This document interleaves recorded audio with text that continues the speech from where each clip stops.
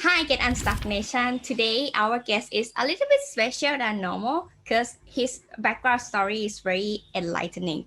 So please welcome Sunil Godse with me here from Intuitionology. That's a very Yes. unique way of It's your a bit of a mouthful. company. Thanks, Mutita. I appreciate that. Yeah, so after making a series of bad decisions, with one leading to a friend of him being shot and killed, Sunil spent thousands of hours on research and interview to stop people wasting time on making bad decisions. And this is very important because I always say that the most time consuming thing in our life is to make decisions. Even for myself on daily basis, I spend too much time, I would say struggling decision what I would eat. And it Wow. took me hours. There are too many promotion these days, and it's our delivery. So I could spend 2 hours, 2 good hours, just meditation what I'm gonna eat. Because the more I scroll down, the more like fantasy food that I can get, like more than pizza, Indian food, for example, like and what I should eat right now. That's always Yeah, time consuming. So instead, I hire a chef, something like that. So I have that's many amazing. things. So welcome to Get Unstuck Radio today. Thank you so much for joining me.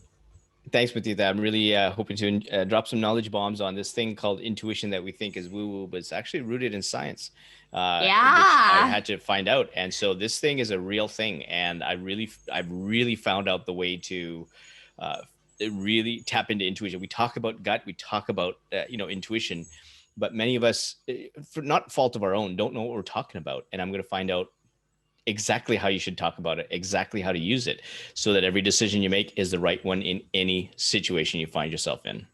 I'm very excited because the woo-woo thing is always scary. To be very honest with you, I'm Yep. Buddhist by birth, and what is the woo-woo thing doing is quite conflict from what I'm growing up with. So Yep. hopefully you not scare me. You're going to love this podcast then, because you're going to find, because I'm going to root this in actual neuroscience research, and starting from the new woo woo thing. And so when we dive into my story, I'll tell you exactly how I started, which is understanding that intuition was kind of woo woo in general, but it didn't sit right with me. And that was the journey in finding out exactly how it is for me. And so hopefully that journey will enlighten others to find their own way of defining intuition. Let's get into it. So how can you start the journey? Like, could you please share with me and my audience going back from the starting point of Yeah. this intuition discovery? Yeah, absolutely. So it all started after I wrote my first book. And my first book was called Fail Fast, Succeed Faster. And then the premise of that book is, if I interviewed business executives and entrepreneurs, and you learn from their failures and hurdles, then you should be able to succeed faster if you don't repeat their mistakes. And so when I started talking on stages around the world about this book, many people in the audience said, Sunil, give me the one thing that's going to help me survive or be successful.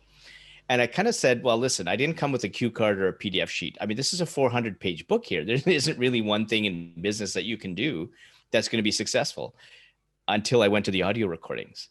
And when I went back to the audio recordings, 80 to 90% of these people who you thought were rational, statistic driven, riskless people were using words like, I knew I shouldn't have made that. I knew what the right decision was. I should have trusted my intuition. I should have trusted my gut. And I was just shocked that there's this thing called intuition that all these people had ignored, that got them into the failures and hurdles that they had. So when I reflected back on the times that intuition kind of hit me, I remember when I was 5 years old, and there were these video games that I wanted to buy, and my dad said they were too expensive. And so at that time, then I remember distinctly this voice telling me, Sunil, go door to door to raise money. And that's exactly what I did. I went door to door and had lots of milk and cookies, and I raised $200. $100 went to my dad for the video games, and the other $100 went to charity, because that was something I felt really good about. And then I remember the times when I ignored my intuition. And as a South Asian male, for those seeing on the podcast, you might not be able to see me, but there's really kind of 4 career doors that we're groomed for. It's doctor, lawyer, engineer, and failure. And my intuition was telling me to become an entrepreneur, is to go through door number 4, because that would have been considered a failure in East Indians' eyes. But my dad was an engineer. And so I went through door number 3, got into engineering, and I hated it. And by year 2 of that career, I ended up becoming a private investor for a Mexican restaurant chain that came up to Canada. And pretty soon I was making 5 times more in dividends than I was as a full-time engineer. And so in year Mm. 3, I quit. I sacrificed my dad's relationship. He never spoke to me for a while, but I trusted my intuition to do exactly what I wanted to do, and that was become an entrepreneur. And I had 5 or 6 ventures, a total of about $20 million in revenues before I turned into management consulting. And while as a consultant, there was this huge opportunity in Silicon Valley that the how much they were paying me was mind-boggling. Yet the contract terms kept changing, and there was something telling me to back away from that contract. But I was so emotionally tied to the numbers on that contract, that I essentially said, no, no, no. You know what? I'm going to go. And what ended up happening is that company didn't pay me, and I spent every single penny going down there. And so when I came back to Canada, I was bankrupt. I close to bankruptcy. I had nothing in my bank account. And so and I remember also the last thing that I remember, and you kind of alluded to it at the start, was when I was in engineering. I was doing some personal coaching at the time, and one of my friends came up to me and was saying, "Sunil, look, she was being stalked at the time. I need some advice." And so I said, "Well, again, something was saying meet with her that afternoon. I didn't have anything planned, but for some reason I said let's meet a couple of days later." And what ended up happening is that same person who was stalking her walked up to her in a bus shelter and put a bullet through her head, and she was killed instantly. And so now I really had to figure out, okay, what is this thing called intuition? Because now I had some time, money, effort, and now a very good friend I've lost because of this thing called intuition, which I still don't know what it is. And I struggled with a definition. So at the time I looked online, people were saying voices from God, coming from the cosmos. And so for those who define intuition like that, then that's fine. That's their definition, but it didn't really resonate with me. And I remember thinking of intuition. So how do I think about intuition? So I think, okay, intuition, there was these some things that I thought were, okay, they're kind of like signals. And so I remember there was an international psychic that I knew in my social media circle, and she talked about signals and intuition. So I said, okay, I'm going to go interview her. And so I took a film crew to see her and turned on the cameras, and I asked her about intuition. And so she talked about the signals of intuition. And she also said that it was also rooted in quantum physics and energy. And so I really like that. And so when you look at in my engineering days, if I look at things like steel, for example, steel has a mass-like property and it has an energetic or wave-like property. So I kind of understand sort of that energetic property of something, which made sense, but that the mass-like property was kind of like the science or that I needed, or the engineering behind that. And what this international psychic was saying is that the science just hasn't caught up with us.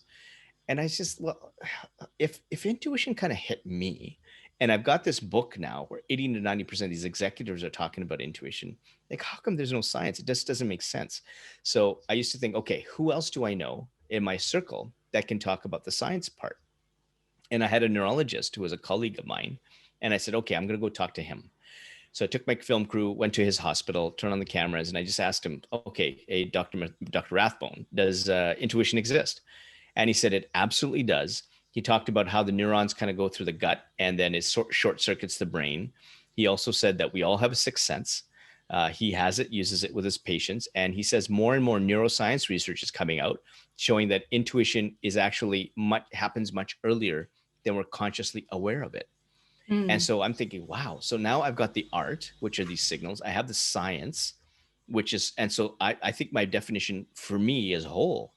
And so I was thinking, okay, if Dr. Rathbone is talking about this neuroscience research, let's go figure out where it is. So I go to an academic database, I type in the word intuition, and I'm thinking probably 10, 15 articles. I hit the enter button, and there were tens of thousands of articles on intuition. It was amazing. And so one of the things that I kept thinking was that perhaps we're born with intuitions. If I heard it at 5 years old, maybe we're born with it. And so there was this paper where researchers looked at the infants as young as 2 months old, showing that they had intuitive tendencies, or what they call intuitive physics in this paper. And so that kind of made sense. And so one of the other premises is that how come I couldn't find a definition? And I found some neuroscience research that shows that when intuition hits you, it hits you in the limbic system and the amygdala, the primitive part of our brain. That's where the emotional regulation is. That's where we kind of feel things are happening. It feels are not quite, it doesn't feel like something's wrong or something's right. but there's no capacity for language, which means that that makes sense. If I couldn't find a definition, it's because if it hits the amygdala, I have to have my own definition. So I have my own definition, which is art and science. If people think it comes from a voice of God, that's fine with them. If you think you have your own definition, and the people that think it just comes from experience and learning, that's totally fine, because that's how they characterize intuition. So now I know now it's incredibly unique in how I describe it, and so that's great. And then with Dr. Rathbone saying that it comes much earlier than we think, there's a couple of papers that actually showed that intuition hits you on average 7 to 10 seconds before we actually make a decision or take action. So it's much earlier than we actually think. And so now I've got the research to back this. So I really need to figure out, okay, I've got the definition. How does it actually kind of work? And so one of the things I found is then I went to go interview 1,000 more people to see, okay, how does it work for them? And if we look at the signals, the art part, a lot of them were triggered by signals. They were very familiar with signals. There are two types of signals. There's positive signals and negative signals. So clearly, the positive signals are the ones that are telling you that that's the right decisions to make. So for me, when I'm thinking about making a decision, I'll think somehow the dots will connect. I'll feel this feeling of flow. And so that's telling me that I'm making the right decision. I had even one CEO. This CEO has headed two multinational companies, multi-million dollar companies, with this one positive signal called an omen. So when he's making a decision that's positive, he sees this omen on his right shoulder. There's no color, no shape, but he knows that if he's doing a business deal or he's hiring someone or talking to a vendor, and this omen pops up behind his right shoulder, he says, "Yes, I'm just going to hire you, or let's ink this business deal now." As I said, he's had two multi-million dollar businesses now on those type of intuitive signals. And the contrast to that is negative signals. And with negative signals, what you have to be careful with is that negative signals actually start very subtle in nature. And so we've all been where we've walked into a room or a situation and we kind of go, you know what? Something's off here. And that's your silent, very, very subtle intuitive signal saying, be careful. And so when you start to ignore those negative signals, they start to get louder and louder and change until you can no longer ignore them anymore. So some people that I've interviewed have ultimately had car crashes or want to take their own life, or they were just they were homeless, right? And so that was their ultimate signal before they actually started to trust their intuition and come back from that point. And so this is how they were able to reset their life. And one of the things for me is that I get that sort of uncomfortable feeling in the gut. And in some cases, I'll find myself, like, I'll look at something or I'll come into a situation and I'll quickly find that my eyebrows cross because something's off. And when my eyebrows cross and my focus just like the eyebrows cross and I just focus and my whole periphery is just gone. And so my intuition is kind of saying, pay attention. And so I'm just scanning and I'm looking. Maybe it's a person, maybe it's a room, maybe it's something moving that I'm not expecting to move in the right way. In fact, I saw a car crash because of that. There was something moving. I saw a peripheral vision, a van in this, and it wasn't. I knew it was turning, and I kept walking. And in my peripheral vision, it was turning the wrong way from what I expected, which meant that it was going to hit a car.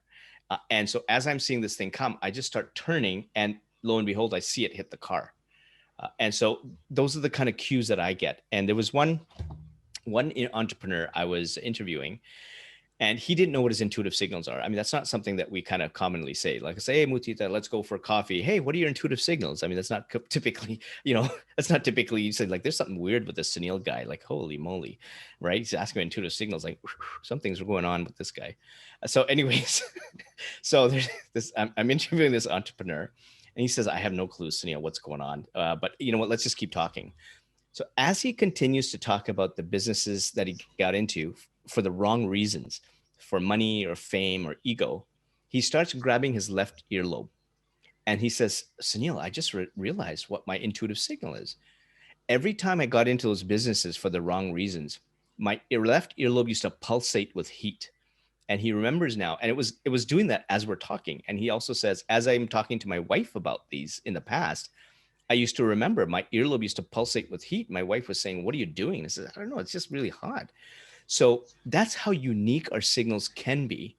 for each one of us. And so when we look at that uniqueness, not only do we have to pay attention to the uniqueness, but what we also have to do is we have to make sure we do our homework to figure out, especially with the negative ones, what the subtle signals are. So let's give it a quick example. So let's say, Mutita, you and I agree that we have that gut reaction, and that's a negative signal. And let's say you've done your homework, and that gut signal for you is signal number one. And then we meet for coffee, and then after you laugh at me for asking you about intuitive signals, let's say that we're talking about gut signals. I'll say, oh yeah, Mutita, I get that. I get that gut feeling as well. If I make the mistake of thinking that that gut feeling is signal number one for me, and it's actually signal number three, what that means is I've missed signal number one and signal number two. If I've missed those two signals, guess what? I've made two bad decisions. And those two bad decisions could be maybe a stubbed toe, or it could be headed for bankruptcy. I don't know. So this is where we need to pay real attention to what our signal, positive and negative signals are. And so the way that intuition works for most people is that it's like driving a car. So when you drive a car, you push the button to start it, or you turn the keys, and you hear the engine whir, which are the signals, and then you drive. Not too many people, you don't actually have to open up the hood to figure out, what's working for it to know it's driving. But I'm a nerd that way, that I want to pop open the hood to figure out, okay, what's under the hood of this thing called intuition. And so what I found after interviewing those 1,000 people is that there's actually 4 types of intuition that work all at the same time, and they communicate through you with these signals. And so the best way I can describe these 4 types of intuition is by starting with a non-believer. And so when I started Intuitionology, one of the fellows I knew was a fellow by the name of John Rothschild. And John, he was an investment banker. So when in investment banking, everything in terms of data, experience, learning, that's all that matters when it comes to decisions. So when you're talking about voices from God and coming from the cosmos, this guy is going like, there is something wrong with Sunil, just as much as you're saying the same thing. There's a common pattern here. So he's all saying, Sunil, this is nuts. But anyways, come on down.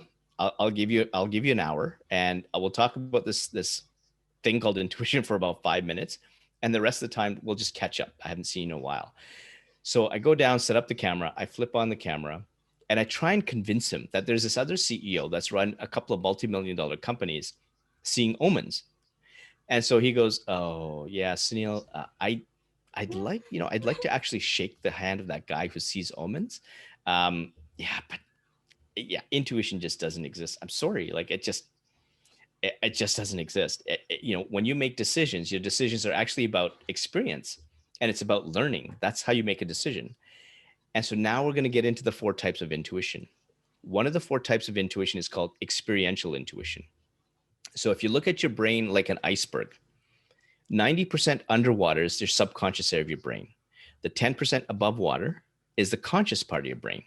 So what happens from birth is that you've got all these experiences around you, and research showing 5,000 to 6,000 events per day for babies and 28,000 to 35,000 events as adults.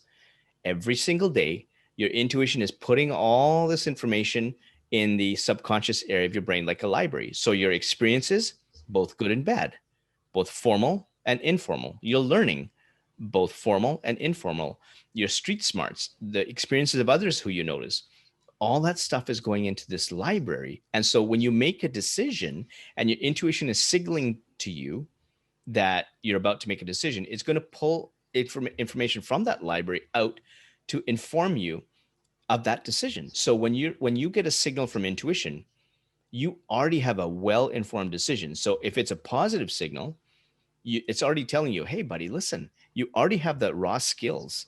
You already have been through something like this before, or I know you can do it. That's why I'm giving you a positive signal. If it's a negative signal, then it's going to say, hey, listen, Sunil, you've done something like this in the past and it didn't turn out well. So let's not go down memory lane again here. And so that's why it gives you a negative signal. And so it's well informed. And as I was explaining this to John, I said to John, sometimes your intuition has you go against the data. And he goes, oh my God, Sunil, like I actually have an example of this. And I said, well, tell me. So John was in the process of, he used to put franchise locations in. So anytime you have like a McDonald's, a Burger King, Wendy's, whatever, if there's a franchise location, his team would rate it on a scale of 1 to 10, benchmarking system. And a 9 out of 10 would be where they put a franchise location in, and they look at things like demographics, the development of the area, and things like traffic patterns. There was this one crappy place in Toronto, and his team had looked at as a 5.5 out of 10. And so now we're getting into the second of the four, called situational intuition. John and his partner walk into this dilapidated area of Toronto, and even though it was a 5.5 out of 10, he says, "You know what?" And now he's saying, perhaps it's intuition. I'm not sure, but something is telling me that we should be putting that location here. And they put that location there, even though his team was pretty mad at him. That ended up being the first of a franchise operation called the Beer Market. It was the most profitable in his portfolio of restaurants, and so he's now getting a little bit about intuition. And at some point, as an investment banker, his purpose changes. He wants to do something else, and instead of being an investment banker, he now wants to run a company. The third of the four is called relational intuition. What relational intuition does is it filters the people that you know to only allow the people on the inside who really care about your purpose, who really care about what you want, who are going to support you in the ups and downs. These aren't exactly yes people, but they will give you constructive criticism, but they are a source of true support for you.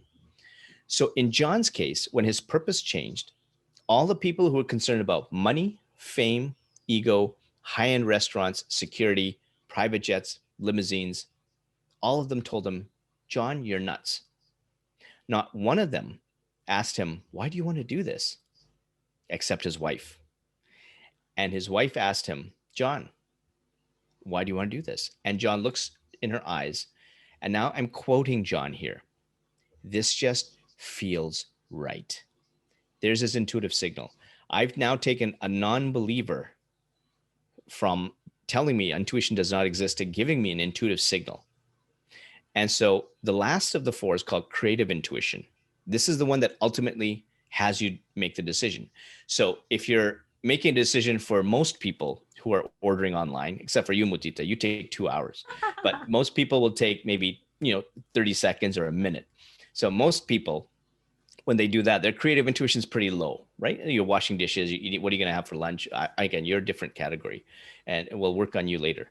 But for most people, if you do something mundane like that, or you turn left at a signal, your creative intuition is pretty low.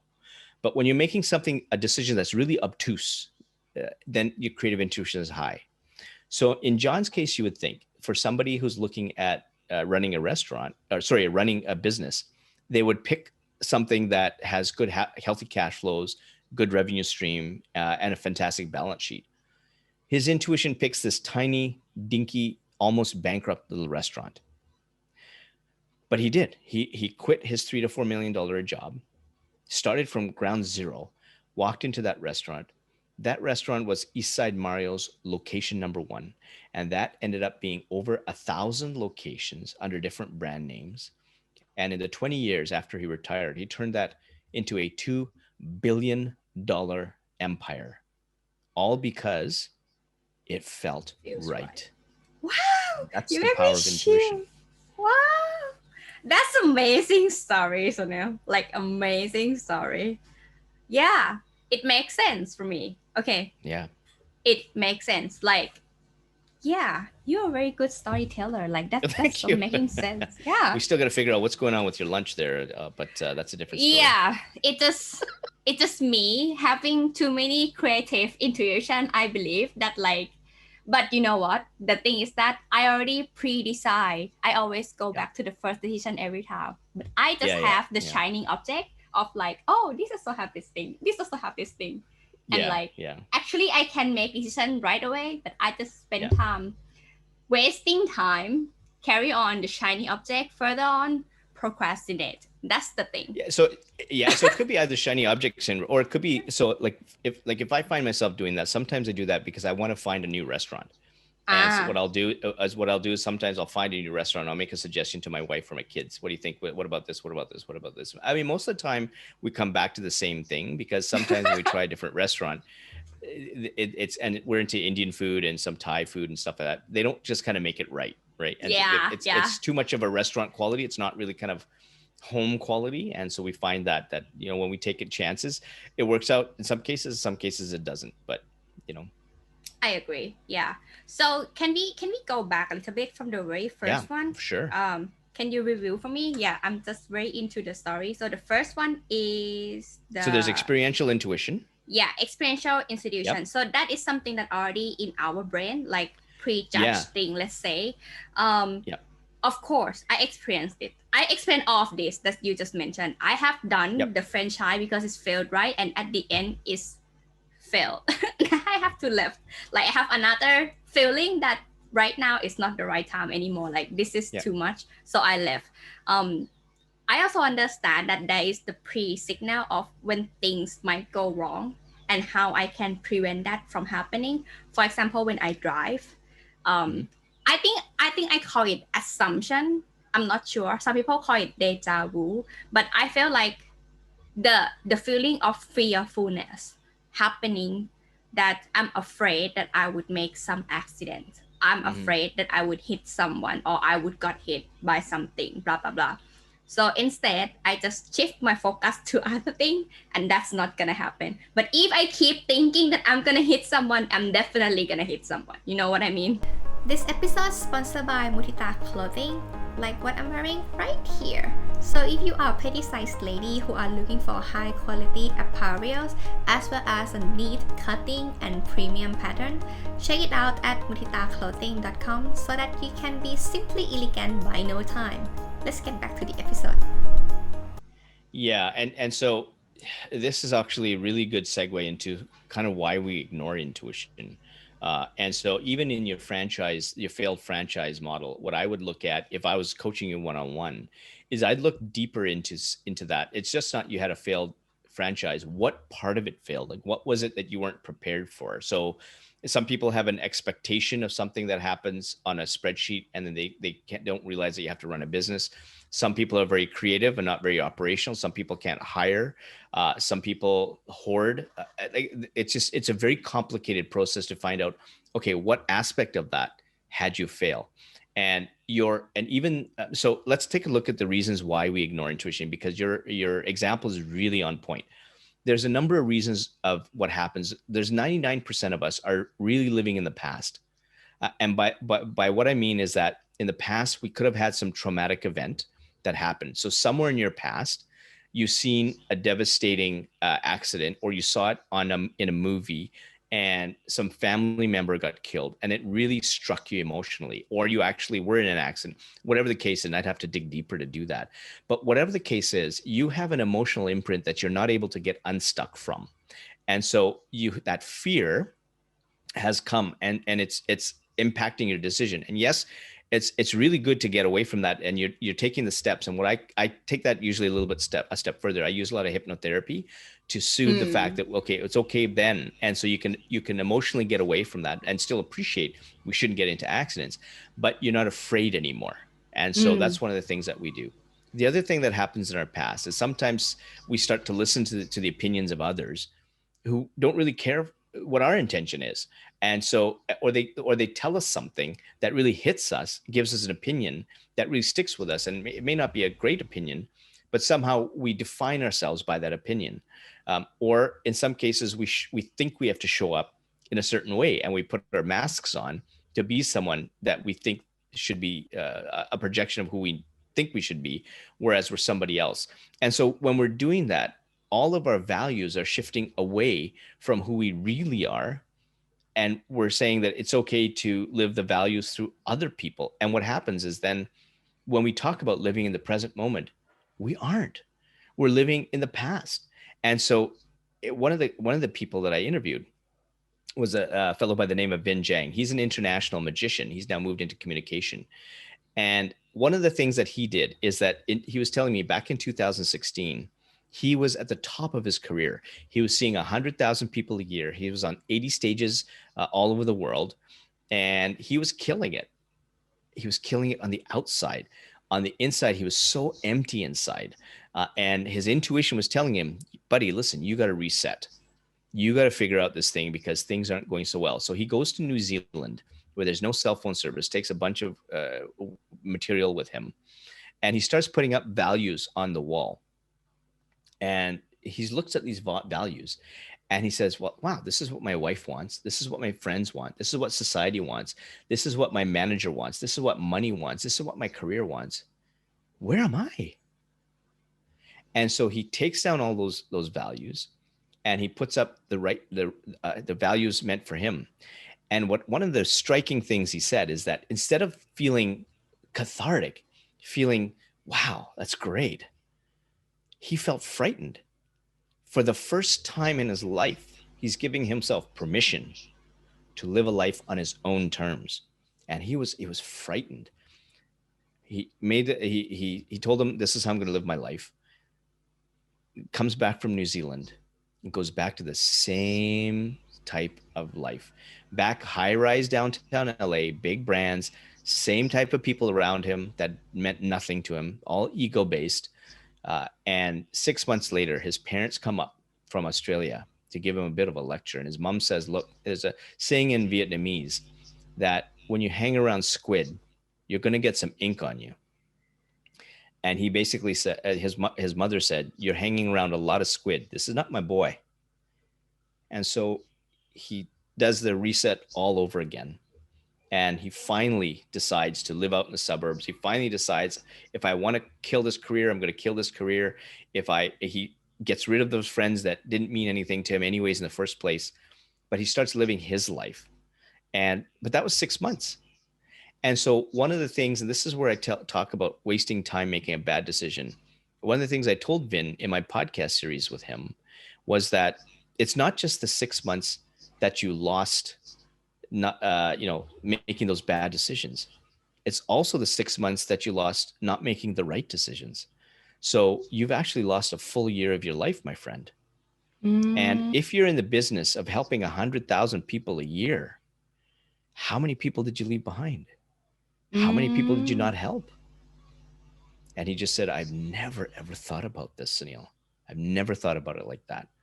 So when you don't take the steps to get your intuitive signals, to find out what your positive and negative signals are, and you can do this today on a piece of paper. I'll outline it for you.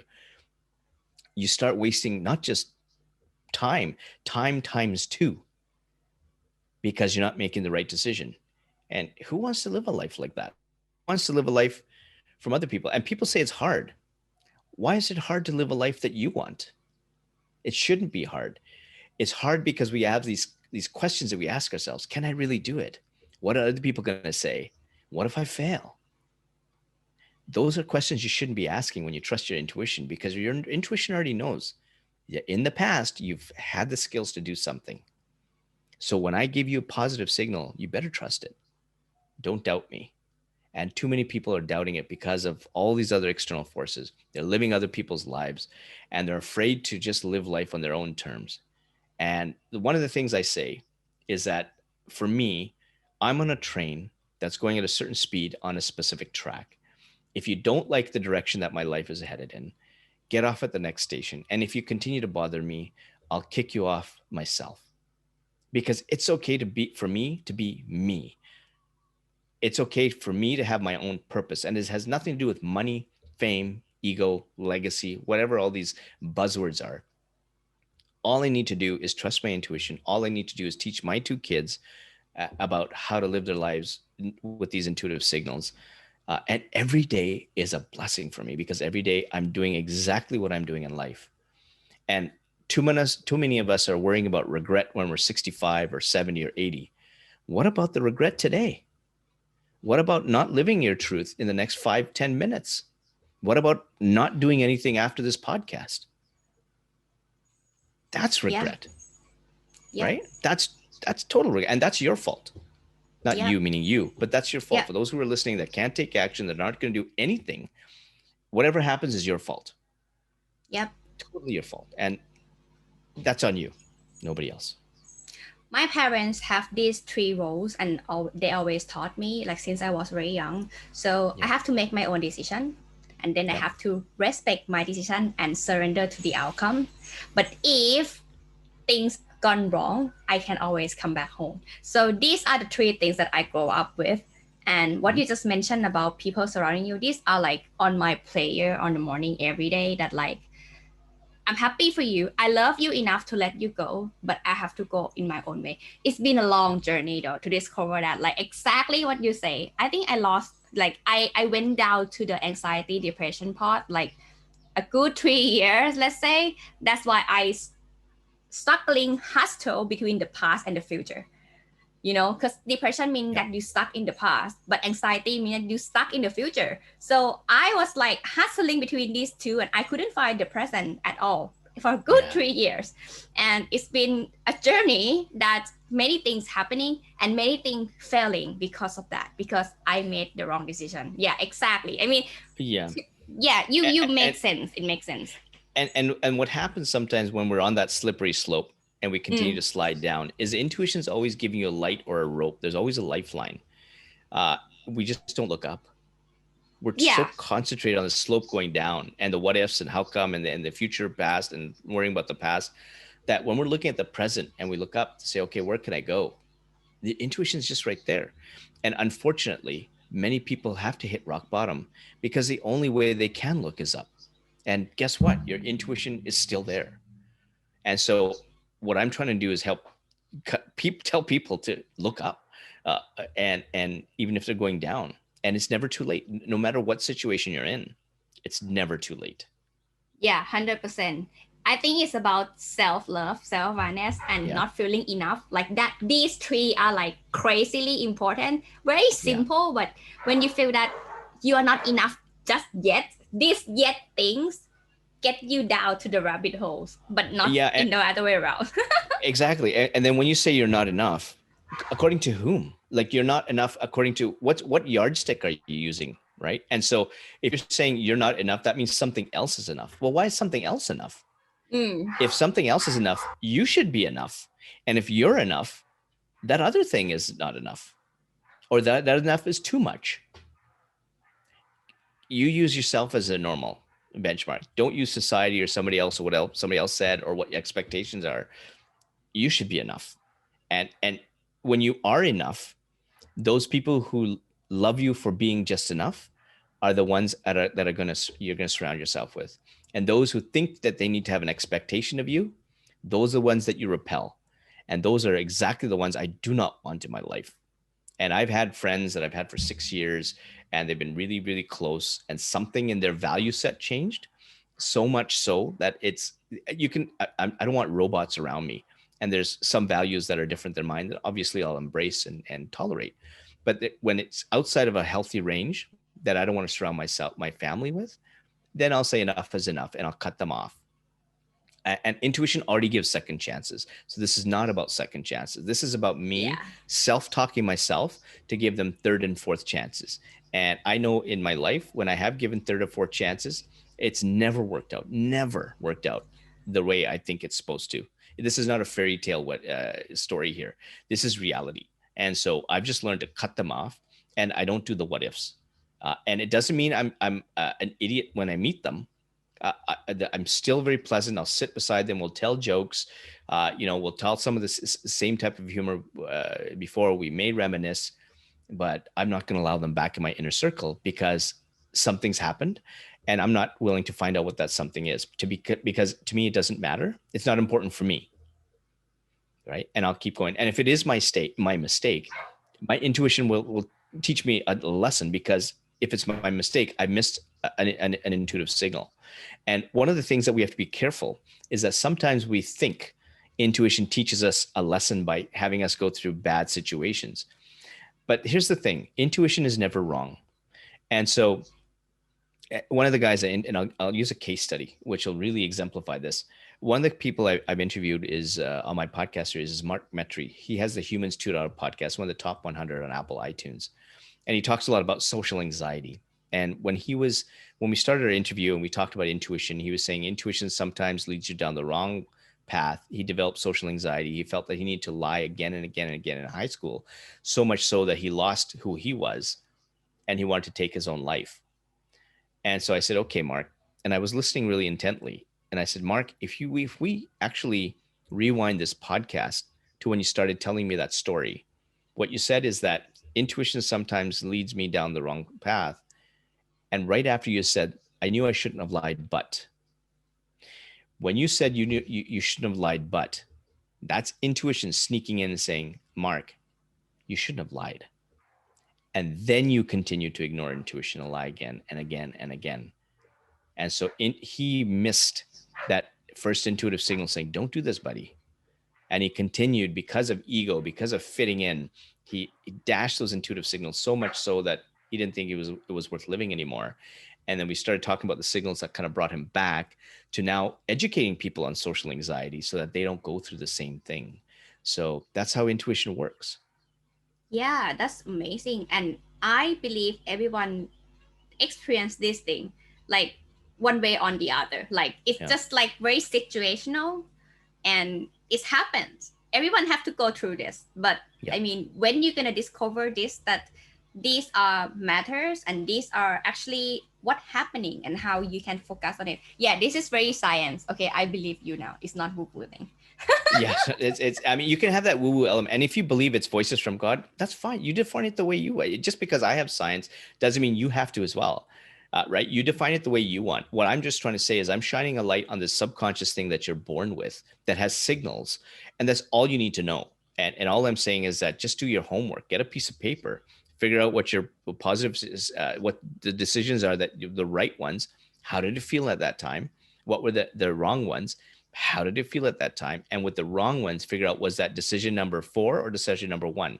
Do the homework to find out what that was. And I actually have a 7-day challenge, which is free, by the way, on my intuitionology.com website, where it takes you through a 7-day process in a very specific way to figure out what these inventory of signals are.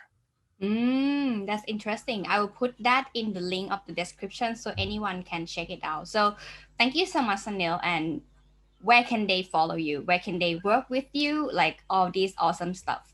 Yeah, absolutely. So you go to intuitionology.com and my podcast series links are there. I'm on Apple's, iTunes, Spotify, Deezer, what have you.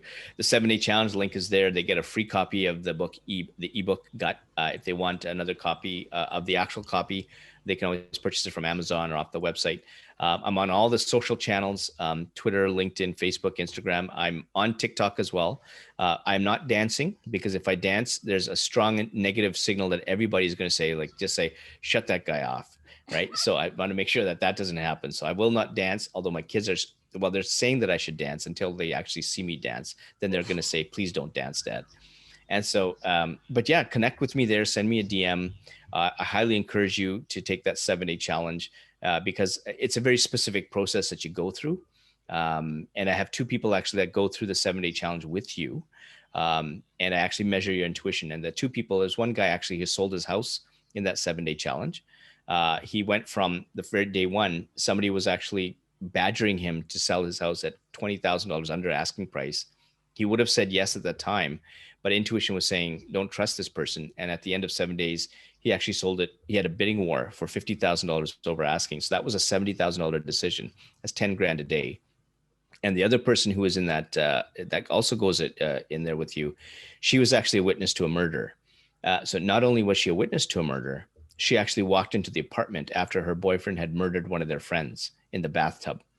He closes the door behind her, locks it, puts a knife to her back, and says, I'm already going away for 1 murder. Might as well make it 2. You're next. And so her intuition had to really calm him down, calm herself down, and to get through that situation. He chokes her, assaults her, asks her to clean up the blood. And her intuition found an intuitive moment of just one moment, a fleeting moment to escape. And she says, now. And she just runs, unlocks the door, runs 18 flights down, and calls 911. So obviously alive to tell the story. But she used the 7-day challenge to really kind of figure out, okay, that the place that I can go to relax is the gym. I can go back to the gym, and that's where she's identified that now. So when she goes to the gym, she really eases the PTSD, depression, and anxiety she's experienced. So the 7-day challenge minimizes it, doesn't get rid of it. And she also learns how to trust people. which is huge because before she was, every time she stepped out, she was looking over her shoulder, like, am I next? Is somebody going to grab me? And so the 7 day challenge really kind of calmed things down for her. So she's a huge fan of that challenge. So if people like John and Ashley can go in to solve a problem that they have in 7 days, you can solve a problem in those 7 days. Yeah, I mean, yeah, everyone just check that out. It's gonna be in the description below. Thank you so much for this enlightening conversation, Sunil. I really appreciate you. Yeah, no problem, Nutila. Thank you very much for the opportunity. Hey, thank you for watching this episode. If you enjoyed the show, you can subscribe here or here. And this is the previous episode. Check it out. See you next time.